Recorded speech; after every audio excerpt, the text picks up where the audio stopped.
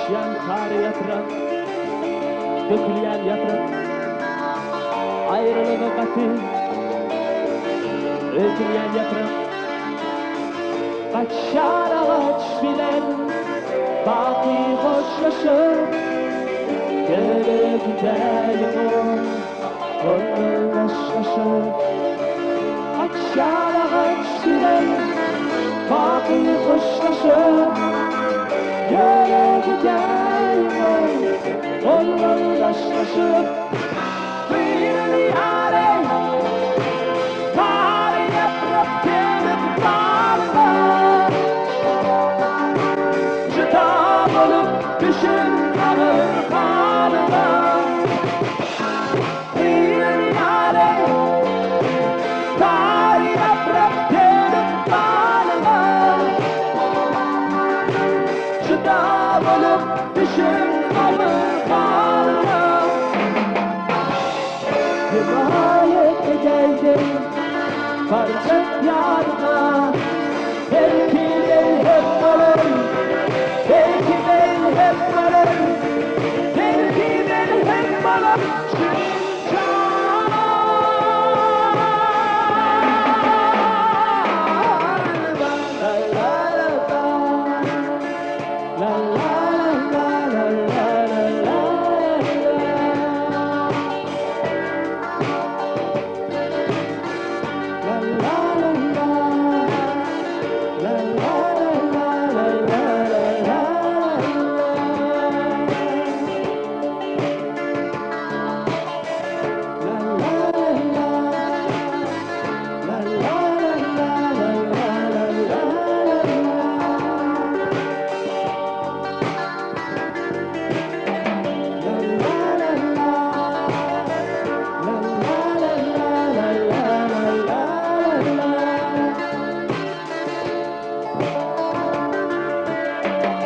Kutluğu karnı, kilerdik yere, terörün tercihli, gelinelere.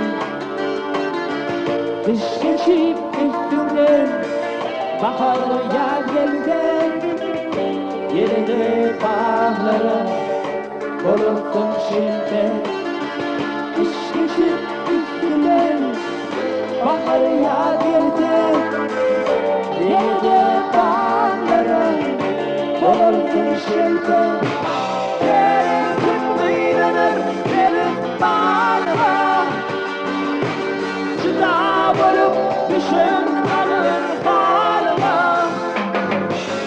Gerekip kıylanır, gelip bağlara. Çıta bulup düşün alır bağlara. Hidayet gideydi varacak yarına.